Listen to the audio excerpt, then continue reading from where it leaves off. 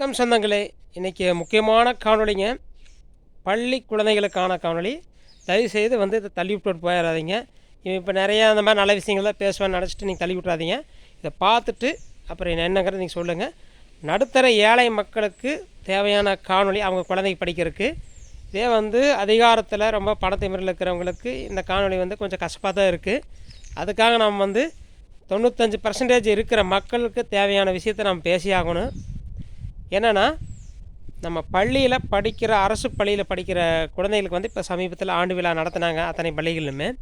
இந்த ஆண்டு விழாவில் கலந்துக்கிட்டு பேசுகிற ஆசிரியர்களும் சரி, ஒரு கெஸ்ட்டாக கூப்பிட்ருப்பாங்க, ஒரு தலைவர், பஞ்சாயத்து தலைவர் கூப்பிட்ருப்பாங்க, பேரூராட்சி தலைவர் கூப்பிட்ருப்பாங்க, ஒரு ஒரு காவல்துறையிலேருந்து கூப்பிட்ருப்பாங்க. அவங்களாம் மைக்கு பிடிச்சி நல்லா சூப்பராக தான் அழகாக பேசுகிறாங்க. ஆனால் அரசு பள்ளியில் நீங்கள் சேர்ந்து படிக்கணும், உங்களுக்கு எல்லா சலுகைகளும் இருக்குது, அதை நல்லா சொல்கிறாங்க மைக்கு பிடிச்சிட்டு. ஆனால் அவர்களுடைய குழந்தைகள் பார்த்திங்கன்னா நேஷனல் இன்டர்நேஷ்னல் பள்ளியில் சேர்த்தி ஒரு கௌரவமாக படிக்க வைக்கிறாங்க. நம்மளை முட்டாளாக்குறது பாருங்கள் அப்படின்ட்டு. அரசு வாத்தியர்கள் பார்த்திங்கன்னா நம்ம மக்களோட வரி பணத்தில் நம்ம சம்பளம் அவங்களுக்கு கொடுக்குறோம். அரசு கொடுக்குது, நம்மளோட வரி பணம் தான் அங்கே போகுது. ஆனால் அவங்களே அவங்களோட குழந்தைகளை சேர்த்த மாட்டேங்கிறாங்க, நம்மளை சேர்ந்து படிக்க சொல்கிறாங்க. ஏன் அரசு பள்ளியில் அவங்களுக்கு பார்த்திங்கன்னா கிட்டத்தட்ட 60,000 இல்லை 70,000 1 லட்சம் சம்பளம் வாங்குகிறாங்க. ஏன் கல்வித்தரத்தை உயர்த்த வேண்டியதானே? அவங்களோட குழந்தைகளும் அங்கே சேர்த்தாம ஏன் சேர்த்தலை? அப்போ கல்வித்தரம் சரியில்லைன்னு தானே அர்த்தம். இப்போ அரசில் நான் அரசு எல்லா சலுகைகளும் கொடுத்துருக்குது. பார்த்திங்கன்னா காலை உணவு திட்டம், மதியம் உணவு, மடிக்கணினி, சைக்கிள், எல்லா சலுகைகளும் இருக்குது. அரசு பள்ளியில் படிக்கிறவங்களுக்கு வேலை வாய்ப்புகள் அதிகமாக கொடுக்குறாங்க. ஆனால் படிப்பு பார்த்திங்கன்னா ஒழுக்கம், கல்வி இதெல்லாம் பார்த்திங்கன்னா ரொம்ப கம்மியான லெவலில் தான் இருக்குது. அது காரணம் டீச்சர்ஸ் தான். ஏன் அவங்களோட குழந்தைகளை அங்கே படிக்க வைக்கிறாங்கன்னா அங்கே எல்லாமே சொல்லித்தர்றாங்க. கம்மியான சம்பளம் ப்ரைவேட் பள்ளிக்கூடத்தை பார்த்திங்கன்னா குறைவான சம்பளத்துக்கு தான் அங்கே ஆசிரியர்கள் பணி புரிகிறாங்க. ஆனால் இவங்க மட்டும் அரசு சம்பளத்தை வாங்கிட்டு அரசு பள்ளியில் அவங்களோட குழந்தைகள் சேர்த்த மாட்டேங்கிறாங்க. எப்பேற்பட்ட அநியாயம்னு பாருங்கள். அப்போ காவல்துறையில் இருக்கிறாங்கன்னா அவங்களும் பொதுமக்களோட வரி பணத்துலேருந்து அவங்களும் போகுது. அவங்க பையன் பார்த்தோம்னா தனியார் பள்ளியில் தான் சேர்த்திக்கிறாங்க. இதே ஒரு வாத்தியார் டீச்சர் பார்த்திங்கன்னா அவங்களோட குழந்தைகள் பார்த்திங்கன்னா அவங்களும் தனியார் பள்ளியில் சேர்த்துறாங்க. ஆனால் அரசு சம்பளம் வாங்குறது மட்டும் இனிக்குது, இங்கே படிக்க வைக்கிறத மட்டும் கசக்குதா? நிறைய பெற்றோர்கள் பார்த்திங்கன்னா பக்கத்தில் வீட்டில் ஒரு கவுன்சிலர் குழந்தை தனியார் பள்ளியில் போகுது, ஒரு பிரசிடண்ட் குழந்தை அவன் நல்ல ஒரு இன்டர்நேஷ்னல் ஸ்கூலில் படிக்கிறான் அப்படின்ட்டு அவங்கள பேசிகிட்டு இருப்பாங்க. நம்ம குழந்தை படிக்க வைக்க முடியலையே அப்படிங்கிற ஒரு ஆதங்கம் அவங்களுக்கு எப்பவும் இருக்குது. நம்ம குழந்தைய நல்லா படிக்க வைக்குவோம், நல்லா ஸ்கூலில் மார்க் வாங்குறதுக்கு, நல்லா உத்தியோகத்துக்கு போங்க, நல்லா படித்து அப்படிங்கிறது ரொம்ப விரும்புவாங்க. ஆனால் இந்த மாதிரி சூழ்நிலை இருந்தால் எப்படி இப்போ நம்ம கல்வித்தரம் இப்படி இருந்துச்சுன்னா எப்படி நம்ம குழந்தைகளை படிக்க வைக்காது? இதை புரிஞ்சுட்டு ஒவ்வொரு அரசு பள்ளியில் பார்த்திங்கன்னா எஸ்எம்சின்னு சொல்லி 24 பேர் நியமிச்சுக்கிறாங்க, ஒவ்வொரு பள்ளியிலும் இருக்கிறாங்க.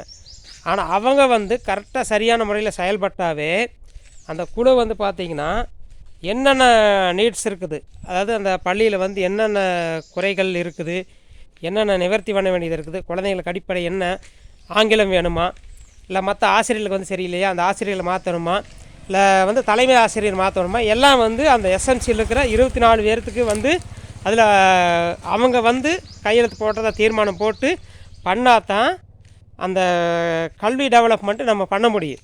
ஆனால் இது யாருமே அந்த எஸ்எம்சி இருக்கிறது நிறைய பேருக்கு தெரியாது. பள்ளியில் அந்த குழு தான் அதை நியமிக்கிறது. ஆனால் இது யாருமே கண்டுகொள்ளாமல் அவங்க வாட்டுக்கு அவங்க வேலையை செஞ்சிட்ருக்குறாங்க. ஒவ்வொரு பகுதியில் இருக்கிற மக்கள், பொதுமக்கள் தயவுசெய்து புரிஞ்சுக்காங்க. ஏன்னா 95% பார்த்தோம்னா நம்ம நடுத்தர ஏழை மக்கள் தான் இருக்கிறோம். இந்த இந்த ஒரு 5% தான் எல்லாம் ஒரு அரசாங்க சம்பளம் வாங்குறவங்க, ஒரு கவர்மெண்ட்டு கான்ட்ராக்ட் எடுக்கிறவங்க, ஒரு எம்பி, எம்எல்ஏ, இவங்களோட பசங்க தான் தனியார் படிக்க வைக்கிறாங்க. அவங்களுக்கு காசு இருக்குது, படிக்க வைக்கிறாங்க. நம்ம நடுத்தர மக்கள் என்ன பண்ணோம்னா நம்ம அரசு பள்ளியை தரம் உயர்த்தணும்.